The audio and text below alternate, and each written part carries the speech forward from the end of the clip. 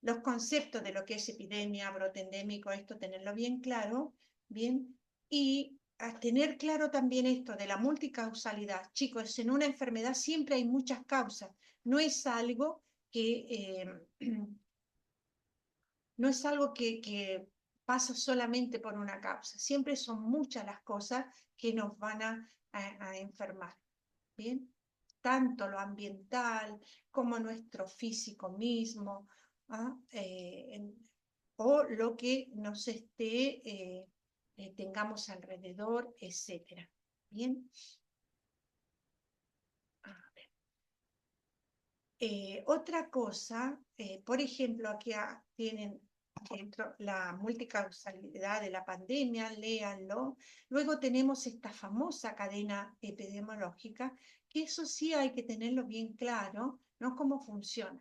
Nosotros, si hablamos de la gente, cuál es el reservorio, cuál es la puerta, ¿no? En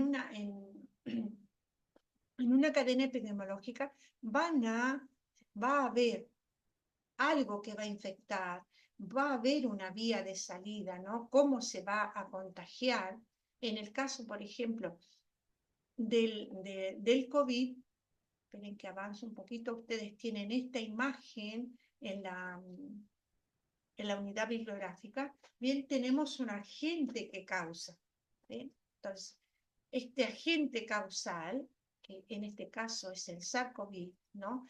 ¿Dónde está? ¿Dónde lo encontramos? Lo encontramos en el animal, que era el murciélago, en el hombre infectado, ¿no? Que puede ser sintomático o asintomático. Recuerden cómo fue la pandemia, había personas que estaban enfermas, pero que no tenían síntomas, ¿bien? Y esto es lo que nosotros dentro de este proceso salud-enfermedad o la historia natural de la enfermedad decimos, ¿no? Periodo prepatogénico, patogénico y pospatogénico.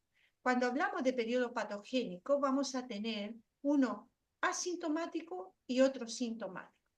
Hay muchas personas que durante la pandemia estuvieron enfermos, pero fueron asintomáticos. Bien, estaban infectados, bien, pero no tenían ningún síntoma. Y esto fue uno de los grandes problemas, porque a veces sin saberlo yo estaba infectando a otro. La puerta de salida. Profe, perdón, fíjese si tiene alguien en sala porque hay una compañera. A ver, vamos a mirar. Nada, no tengo nada afuera, adentro, afuera. A ver, a ver ahí. ¿Quién es? Es Mancilla, que quiere entrar, profe, y no la acepta. Está avisando. Ok, bueno. Entonces les decía, ¿no? Que vamos a tener un reservorio, en este caso era el animal infectado o el hombre infectado, ¿bien? Que podía ser sintomático o asintomático. La puerta de salida va a ser en el caso del COVID, el aparato respiratorio, todos los fluidos producidos cuando hablamos, cuando estornudamos, etc. ¿Bien? Y el modo de transmisión, acuérdense, las famosas gotitas. Por eso, cuando ya supimos cómo nos contagiábamos, empezó el uso del barbijo, ¿no? Los cuidados que teníamos que tener, porque primero no sabíamos cómo se transmitía. Bueno, esto es lo importante en una cadena epidemiológica, cuando nosotros sabemos cómo se transmite, ¿bien? ¿Cuál es la vía de transmisión? ¿Cómo podemos cuidarnos? Bueno, empezamos a poner las barreras que podemos tener. En este caso, las gotitas de saliva que procedían de la nariz o del hablar, etcétera. ¿Y por dónde entraban? Bueno, todo lo que es mucosa, ¿no? ¿Por qué? Porque si alguien nos habla, tenemos ojo, nariz, boca, ¿no? El tacto, que después nos llevaban las manos a alguna, o a los ojos, o a la nariz, o a la boca, y el huésped que puede ser susceptible o no. Esto está claro, tener siempre presente que yo tengo una triada ecológica que es el agente, ¿no? El huésped y el ambiente. ¿Bien? Y después tengo esta cadena que va a ser el agente es el que me va a enfermar, ¿no? Y va a tener una puerta de entrada que, dependiendo del tipo de enfermedad, la puerta de entrada puede variar. Bien, por ejemplo, nosotros tenemos el HIV. ¿Cómo me contagio de HIV? Sabemos que por una relación sin protección, una relación sexual sin protección, o también por transfusiones con sangre contaminada. ¿Bien? Entonces, sabemos cuáles son las puertas de entrada. Hay enfermedades que son específicas y que se van a transmitir por una puerta específica. ¿Está claro esto? Sí, profe. Bien, si yo pregunto cómo está formada Sí, profe. la unidad ecológica, chicos, entonces tengo agente, huésped y ambiente. Cuando esta está en equilibrio, no hay enfermedad. Bien, cuando pierde este equilibrio, pasamos a este periodo patogénico, que puede ser asintomático o sintomático. Asintomático quiere decir que yo no tengo síntomas evidentes, pero estoy enfermo. Y lo sintomático es cuando ya están los síntomas. Y después viene el periodo post-patogénico, que es todo este proceso en que yo me voy recuperando. ¿Bien? Bueno, con respecto a esta cadena, esto lo tienen que un poco mirar. Después tienen algunos enlaces y la evaluación que van a encontrar en cada una de las unidades. En la unidad 2 es la que nos habla de la epidemiología y de los tipos de epidemiología que tenemos. Bien, los tipos de estudio que se hacen, cómo los vamos clasificando. Y esto también es importante tener en cuenta cuáles son los tipos de estudio que tenemos, cómo se clasifican, ¿no? Secuencia temporal, por ejemplo, tenemos criterios de clasificación. ¿Se ve bien ahí o es muy chico todavía? A ver, ahí. ¿Les llega bien, chicos? Sí, profe, ahí se ve Sí, bien. profe, Sí, se ve bien. profe. Bien. Entonces, esta secuencia temporal, estudios transversales, longitudinales, ¿no? Cómo se van a inicio un estudio en cronología a los hechos. Por ejemplo, tengo estos prospectivos en que está sucediendo y teníamos estas imágenes que nos da. Yo estoy en el tiempo, estoy en la exposición, ¿no? Y el investigador está en medio y va viendo cómo se desarrolla. Dice, comienzo la investigación antes, ¿no? Y defino los grupos y voy antes de que se produzca el evento. ¿Bien? Y lo retrospectivo, ya pasó todo y yo miro. Por ejemplo, nosotros podemos mirar hacia atrás y decir cómo fue la pandemia. ¿Bien? ¿Por qué? Porque ahora tenemos los datos. Bien. ¿Cómo se hacen los estudios y para qué se hacen? Tenemos estudios en que vamos a describir, ¿no? Son descriptivos. Aquí no vamos a buscar causa ni efecto, sino lo único que vamos a describir cómo se desarrolla. O sea, todos los datos los describimos. Los analíticos vamos a analizar la causa y el efecto. Y lo que hacemos también es observar y vamos solamente a mirar, no vamos a intervenir. Lo que es observacional, analítico, nos sirven para después hacer estudios experimentales. ¿Por qué? Porque ya hemos observado, hemos analizado y después en los experimentales el investigador va a intervenir. Bien, estos más o menos tener claro los tipos que se hacen. No es tanto para que ustedes tengan una definición, sino que cuando lean alguna literatura sepan en qué consiste, ¿no? Por ejemplo, si yo estoy hablando de un estudio descriptivo, solo estoy haciendo la descripción de cómo se desarrolla, por ejemplo, una enfermedad. En el observacional yo también estoy observando, estoy desde afuera mirando. En cambio, en el experimental, el investigador va a experimentar, lo dice la palabra, voy a probar.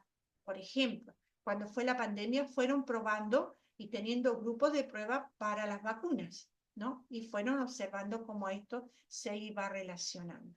Bien, estas son las diferencias. Bien, esto es con respecto a lo que tenemos. ¿Cómo se hace un estudio? Bueno, acá los pasos que tenemos se dice, me hago un plan de estudio, bien, ¿qué voy a estudiar? ¿Para qué lo voy a estudiar? ¿Qué datos voy a recolectar? ¿Dónde los voy a recolectar? ¿Cómo los voy a procesar? Todos los pasos para lograr un estudio. ¿Bien? Esto, un poquito este esquema nos explica cómo se va desarrollando y todas las preguntas que se tienen que hacer. ¿Cómo voy a clasificar los estudios? Teníamos descriptivos, analíticos y sus subdivisiones. Yo lo único que les digo, sepan así en general esto. Bien, los descriptivos acá nos está diciendo, va a describir, ¿no?, cómo se distribuye la enfermedad, cuál es la frecuencia, etcétera. Como que nos va a hacer un cuento. Bien, en cambio, en el descriptivo poblacionales, bueno, cómo se va a analizar los estudios ecológicos y el análisis de situación, cómo se van haciendo. Estos son diferentes estudios, pero esto en sí como lectura e información general. ¿Bien? Lo que sí les digo en la parte teórica es más saber qué es lo que es epidemiología, cuál es la triada ecológica, la importancia de esto, los tipos de estudio que se hace. Bien. Y tener un poco así en general. Y después, bueno, la medición en epidemiología. Esto es la unidad 2 que nos habla de los tipos de estudio. En general, si los vemos, es que sepan en general, no que sepan tanto detalle. Bueno, preguntas hasta acá.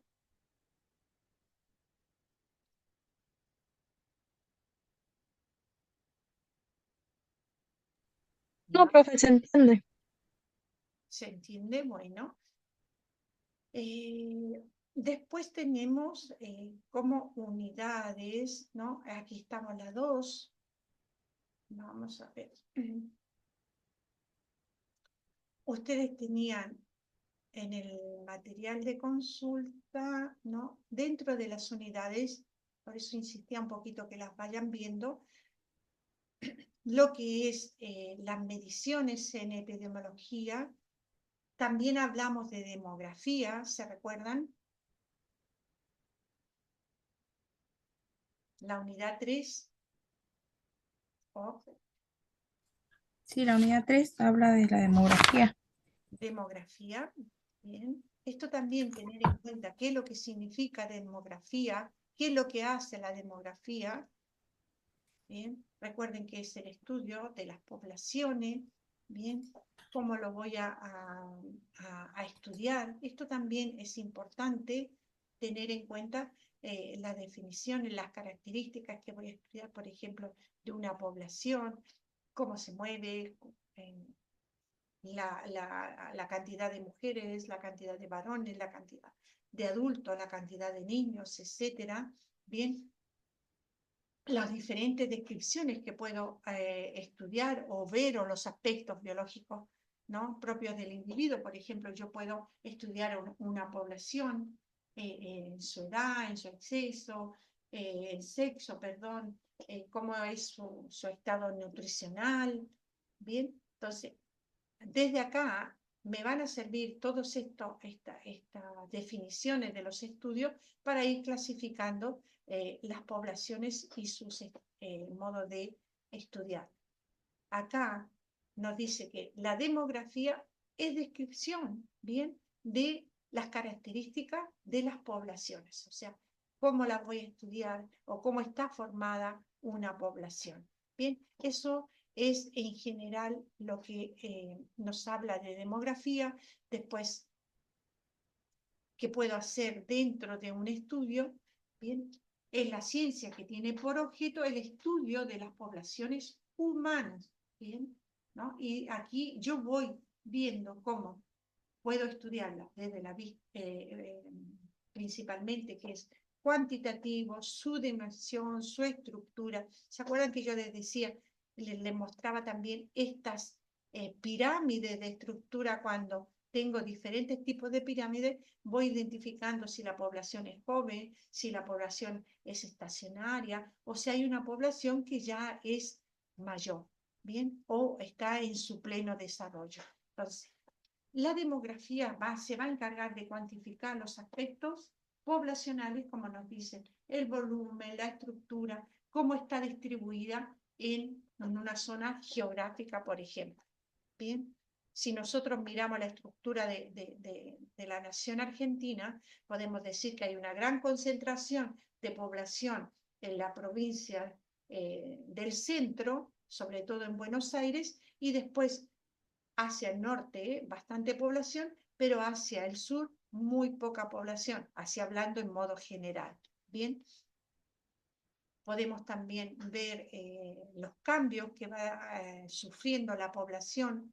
Bien, aquí nos dice, por ejemplo, volumen, estructura, distribución geográfica, cambio en fecundidad, mortalidad, migraciones, ¿no? Cuánta gente nace, cuánta muere, bien, cómo son los movimientos, etcétera. Esto es más teórico.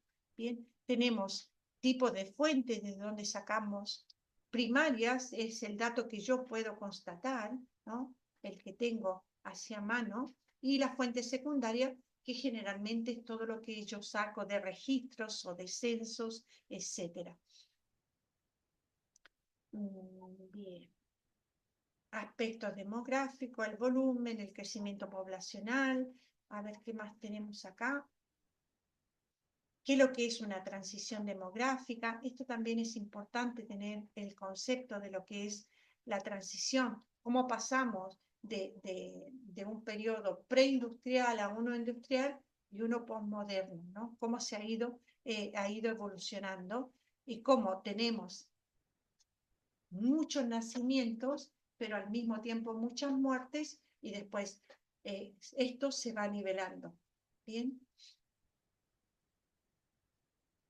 Primera fase, ¿no? Pre-transicional, transición incipiente. Estas fases es bueno que las lean para ir viendo las diferentes definiciones que nos va dando.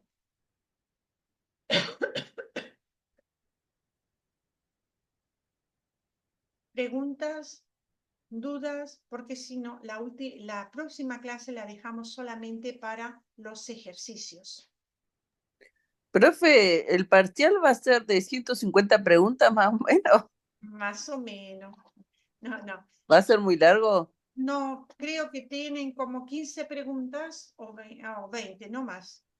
Porque vi el tiempo que usted puso menos de media hora y el que menos tiempo hemos tenido fue 45 minutos, por eso me llamó la atención Y no, que es tanto el material y tan poco tiempo. no, porque son preguntas de múltiple opción, chicos, no tienen el único, a lo mejor un cálculo que tengan que hacer, así que no se preocupen. Por eso les digo, la teoría es importante. Bien, así que, Entonces no va a ser todo ejercicio, ¿no, profe? ¿cómo? Entonces no va a ser todo ejercicio. No, todo ejercicio, Bien. Yo no, pensé que era todo ejercicio. no, porque también hay mucha teoría, así, Ok.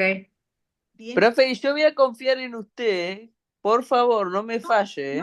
No tienen que confiar en mí, tienen que confiar en ustedes y tienen que estudiar.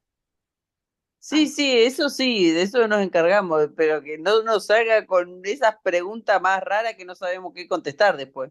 Bueno, vamos a ver. Claro, que no haya trampa en las preguntas. Bueno, yo les diría que vayan repasando todo lo que es teoría. La próxima vemos los ejercicios, pero sobre todo, chicos, ¿qué es lo que me interesa de los ejercicios? No que sepan multiplicar, dividir, porque eso lo tienen que saber, ¿ya? Pero sí que sepan interpretar esos datos. Eso es lo importante. ¿Bien? Si estoy haciendo el cálculo, ¿no? ¿Cómo lo interpreto? Porque eso es lo que a ustedes les sirve. Cuando lean un gráfico, cuando lean un censo o algo, ¿no? Saber interpretar los datos que me están dando ahí. Bien, por eso el cálculo es importante, pero saber qué significa. Si yo voy a usar diferentes variables, ¿no? El cálculo que estoy haciendo de mortalidad, de natalidad o de morbilidad, cada cuánto, cada 1000, cada 10.000, etc. Bien, es eso, saber interpretar los datos que obtienen de los diferentes ejercicios. A mí lo que me confunde es cuando tengo que hacer la división entre 100, entre 1000 y entre 10.000. Depende de los datos que dan. Si el dato es sobre 1000, se divide sobre 1000, si es así, ¿no? Ah, Flavia, me parece que estamos bastante confundidas. No, primero, tenemos razones y proporciones que vamos a usar por 100. Bien, Mm, todo lo que es tasa vamos a calcularla de 1000, 10.000 o 100.000. Y esto va a depender de la cantidad que tengo. Bien, ¿por qué? Porque si ah, eh, hago por 1000, cuando ya tengo un número entero, ¿no? Me basta 1000, pero siempre va a ser esta variable que yo use, va a ser la que me va a ayudar, me va a interpretar el dato. Si yo tengo, por ejemplo, la mortalidad general, la calculo con 1000, entonces cada 1000 personas mueren tantas. O el resultado que tengo es cada 1000 personas. ¿Se entiende? Igual, sí, yo les pido que repasen, traigan todas sus dudas, ¿no? Y vamos respondiendo las dudas en la próxima clase y así podemos aclarar y tener más claro todo, sobre todo bueno. en la interpretación de los datos. ¿Ok? El próximo martes entonces le digo todas las preguntas. Ah, Bien, Bueno, tráigala bien hecha. gracias.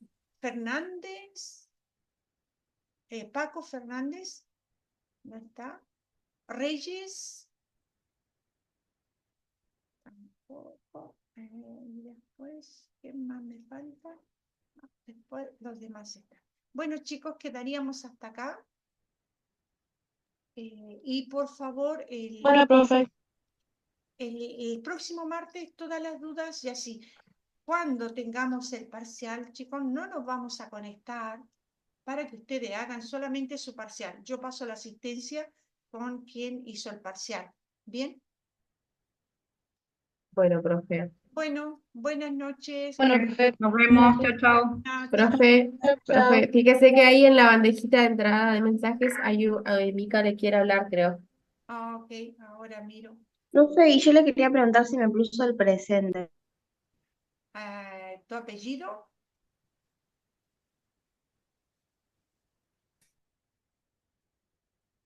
Sí, sí, sí, sí, está. Yo también, profe, Valdebenito. Sí, sí, chicas, si ustedes me ponen completo el nombre, es más fácil para mí porque así voy pasando asistencia mientras van entrando. Así que están. Mancilla la había puesto. Bueno, nos Chao, vemos. profe. Chao. A estudiar, por favor. Profe. Chao.